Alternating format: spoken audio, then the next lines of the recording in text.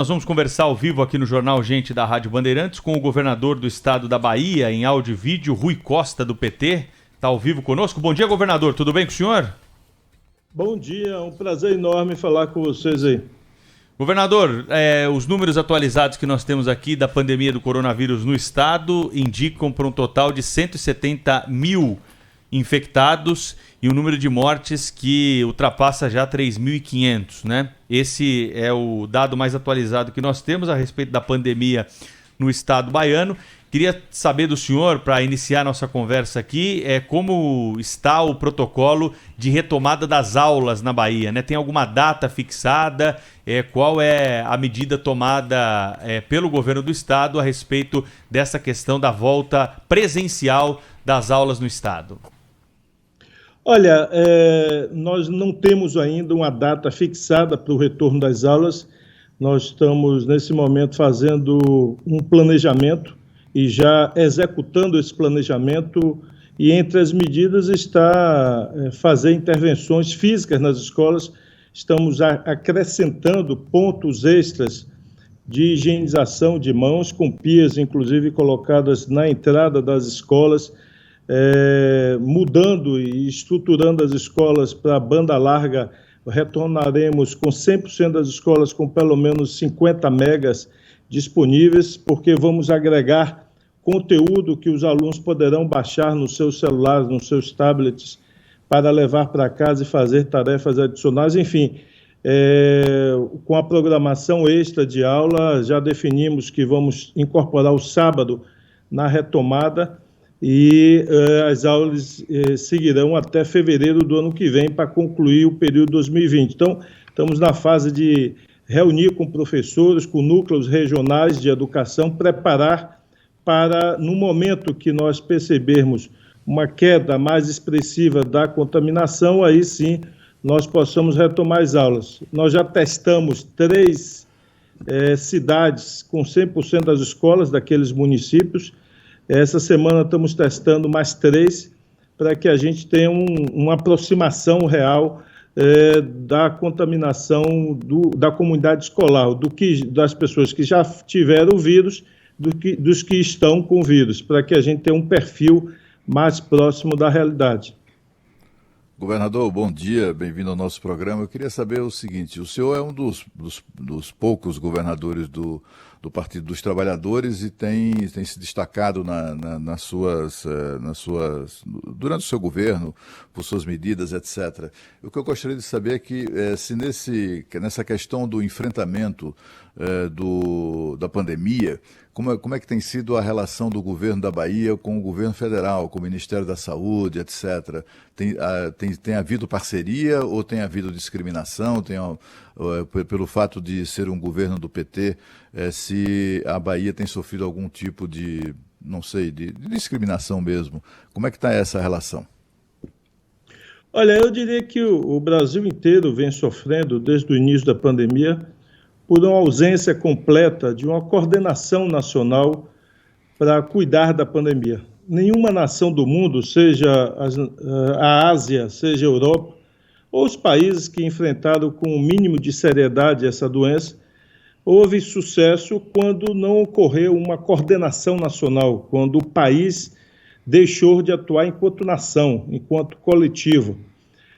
Nós podemos olhar os exemplos positivos dos países asiáticos, e na Europa eu citaria a Alemanha como um país que conseguiu deixar divergências políticas de lado, as questões políticas, partidárias, ideológicas, e unificou o país no combate a essa doença tão letal que é o coronavírus. Então, infelizmente, países que não seguiram essa regra, ou seja, da coesão, de deixar a politicagem de lado para cuidar da saúde das pessoas, estão pagando um preço muito alto. Podemos citar aí o exemplo da Itália, os Estados Unidos e o Brasil, que são os 3 maiores, seja em número de incidência, seja em números proporcionais. O Brasil, eu vi a imprensa divulgando nessa última semana, estava liderando os novos casos, considerando 24 horas quando o relatório é feito. Então, isso é um absurdo, entristece muito, e nós não tivemos, a exemplo de outros estados,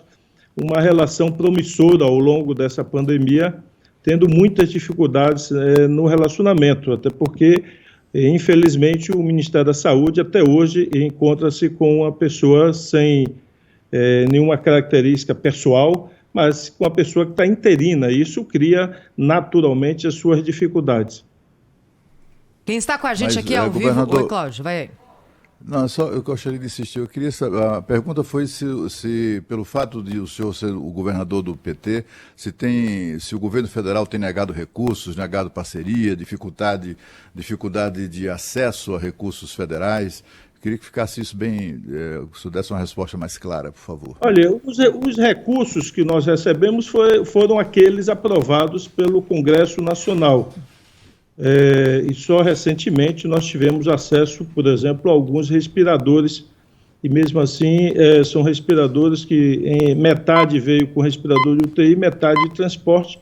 O respirador de transporte tem um uso muito limitado, porque ele não pode ser colocado em UTI. Então, eu diria que não só nós, eu não diria essa coisa exatamente do Partido dos Trabalhadores, até porque essa é uma queixa que eu ouço de vários governadores de vários partidos. Então, eu nem poderia dizer que houve um direcionamento contra o PT, eu diria que houve uma ausência de política pública de saúde e coordenação de saúde nessa pandemia pelo governo federal. Governador Rui Costa, governador da Bahia, ao vivo com a gente aqui na Rádio Bandeirantes. Governador, só antes da pergunta, queria avisar o nosso ouvinte, o senhor sabe que São Paulo é uma cidade que está com um movimento muito grande, aumentando a cada dia, né, na flexibilização da quarentena, e houve há pouco um acidente grave na marginal do Rio Tietê, sentido Dutra, com um helicóptero Águia pousado na pista agora para socorrer os feridos na altura da ponte Anhanguera. E aí eu queria emendar e perguntar para o senhor o seguinte, governador, a gente estava discutindo agora há pouco aqui na Rádio Bandeirantes, essa intenção do governo federal de mexer na forma de tributação de operações digitais, né? Não está muito claro ainda qual é, de fato, a proposta do governo, mas a cada dia que passa a gente vai tendo uma noção maior de que, de fato, o governo está colocando a mão em questões tributárias. No caso da Bahia, como é que vai fechar essa conta, governador? Com demanda maior por serviços públicos e a provável queda na arrecadação por causa da menor atividade econômica. Como é que o senhor está lidando com isso? Olha, a reforma tributária é um tema que todos têm unidade ao afirmar que desejam a reforma tributária, ou seja, isso há anos que nós presenciamos esse debate no Brasil. O problema mora nos detalhes. Qual é a reforma tributária que será feita? O grande problema no Brasil é que nós temos um imposto reverso, ou seja, é Robin Hood ao contrário.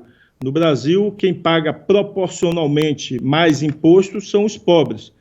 Por quê? Porque o imposto no Brasil é concentrado no consumo, quando em outras nações do mundo, notadamente as nações europeias, por exemplo, elas concentram sua arrecadação nas fontes de renda, ou seja, quanto mais rica for a pessoa, quanto mais patrimônio a pessoa tiver, mais paga imposto.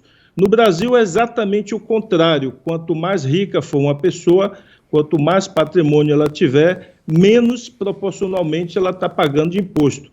Essa é a grande reforma tributária que o Brasil precisa. É uma reforma tributária que traria justiça social, ou seja, que os pobres e a classe média paguem um pouco menos de tributo e quem tem muito dinheiro, os ricos, possam pagar mais. Assim é feito em outros países do mundo, principalmente países europeus que têm uma forma tributária muito mais justa. Governador Rui Costa da Bahia, a gente está recebendo algumas mensagens aqui de ouvintes, né, que estão acompanhando a nossa entrevista, estão preocupados com o oeste da Bahia, diz que a situação por lá, em relação à pandemia do coronavírus, preocupa mais. É isso mesmo? O senhor tem alguma informação para moradores dessa região aí do estado?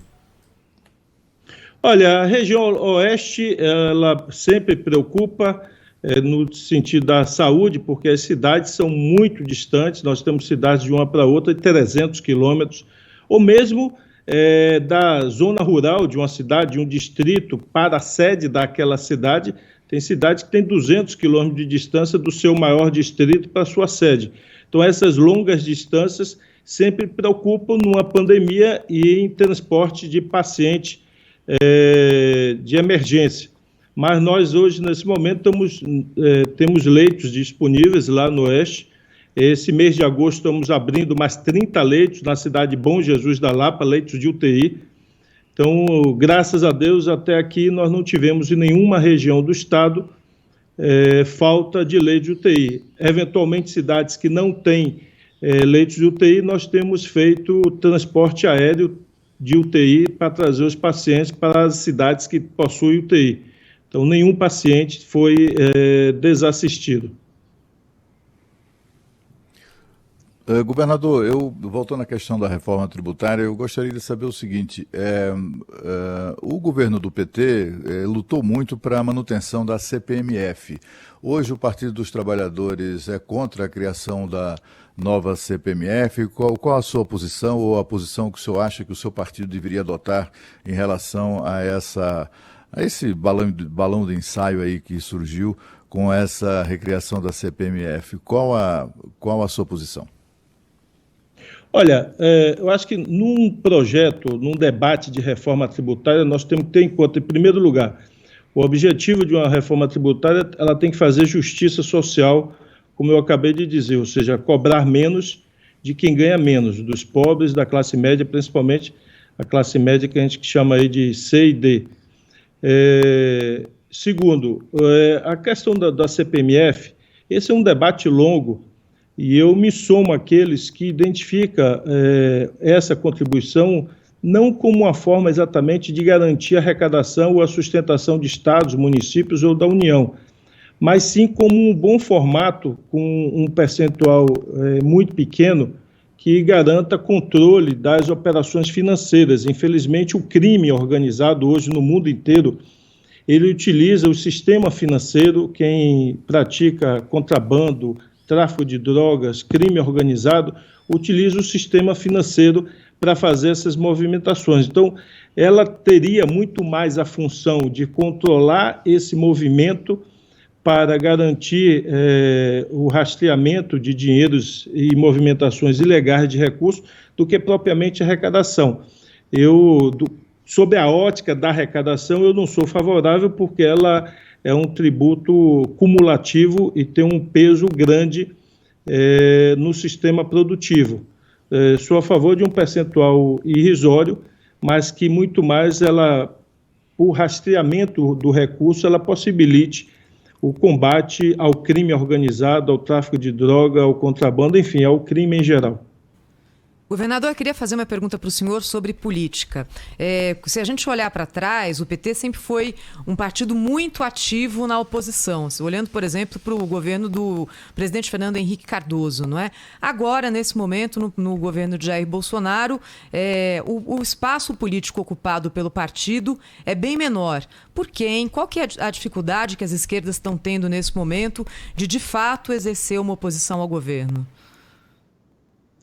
Olha, eu acho que o Brasil vive uma dificuldade grande, já vivia desde do impeachment. O Brasil não cresce, a economia patina de lá para cá, ou nós temos taxas negativas ou taxas nulas, e infelizmente a agenda do povo brasileiro virou uma agência de sobrevivência.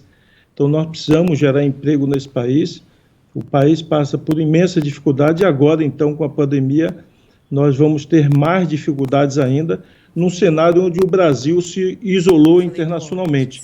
Eu acho que o conjunto das esquerdas brasileiras, ou de centro-esquerda, ou mesmo daqueles que defendem a democracia, precisam unificar sua agenda.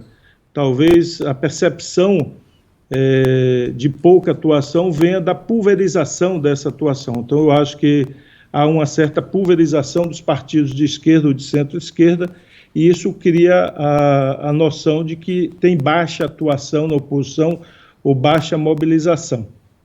Governador Rui Costa da Bahia está conversando ao vivo conosco hoje aqui na Rádio Bandeirantes. Nós estamos transmitindo essa entrevista aqui pela Rádio Bandeirantes e também ela está sendo retransmitida pelo portal UOL. Em entrevista aqui à Rádio Bandeirantes, recentemente, o secretário estadual da Fazenda de São Paulo, Henrique Meirelles, disse que São Paulo deixará de arrecadar 19 bilhões de reais em impostos neste ano e que o reequilíbrio, né, das coisas só deve acontecer em 2022. Qual que é a estimativa do senhor aí para a Bahia? Qual que é o impacto, né, da administração e o tamanho da queda da receita por causa da pandemia, governador?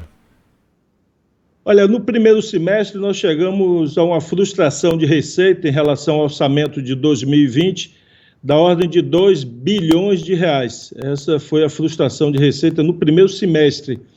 Então a expectativa é um pouco menor, nós esperamos no segundo semestre, mas com certeza deve passar no ano de 3,5 bilhões de reais de frustração de receita. E também nós temos acordo aí com o secretário da Fazenda de São Paulo, mesmo em 2021, os estados, municípios e a própria União ainda sofrerá queda de arrecadação em função da ainda retomada da economia ser lenta, pois nós não teremos ainda no início de 2021 toda a população mundial brasileira vacinada, e isso ainda trará reflexo no consumo e na atividade econômica. Portanto, de fato, só dá para falar de uma retomada plena das atividades e da arrecadação para 2022. Governador, quando a gente, qualquer família, né, qualquer empresa, quando há uma diminuição de receita, cortam-se custos. Que tipo de esforço o senhor vem fazendo para cortar as despesas, o tamanho do que representa o Estado, ou o peso que representa o Estado da Bahia nas costas do pagador de impostos? Olha, a Bahia é o quarto estado em população do Brasil, mas por ser um estado que há muitas décadas carrega um perfil socioeconômico de baixa renda, nós somos o 20º estado em arrecadação per capita, 20º estado em arrecadação per capita. E desde 2015, quando nós assumimos, nós fizemos um forte controle fiscal e criamos um núcleo de controle do gasto público. E com esse formato de controle do gasto público e qualificação do gasto público, nós conseguimos economizar até aqui quase 5 bilhões de reais desde 2015. Isso fez com que a Bahia fosse, ao longo desses anos, o segundo estado do Brasil em investimento, só ficando atrás do estado de São Paulo. Eu falo em valores absolutos, mesmo sendo a 20ª arrecadação per capita. Isso tudo porque nós não abrimos mão, mesmo priorizando o investimento, priorizando o social, não abrimos mão, em hipótese nenhuma, do controle do gasto público. E mais do que o controle da eficiência desse gasto, de cuidar da qualidade do gasto. Por isso que nos orgulhamos hoje de ter o maior investimento em saúde pública do Brasil. Vou encerrar meu mandato com um total de 10 unidades de saúde, 10 hospitais novos na Bahia, 25 policlínicas construídas nesse período, cada policlínica um investimento da ordem de 22 milhões de reais, policlínicas essas que fazem todos os exames de alta complexidade, como ressonância, tomografia, colonoscopia, endoscopia, enfim, espalhadas pelo estado da Bahia. Então, um volume forte de investimento feito justamente com essa economia da reorganização do gasto público. Queria agradecer ao governador Rui Costa, governador da Bahia, ao vivo conosco aqui hoje na Rádio Bandeirantes. Obrigada, governador. Até uma próxima. Eu que agradeço a oportunidade. Um abraço.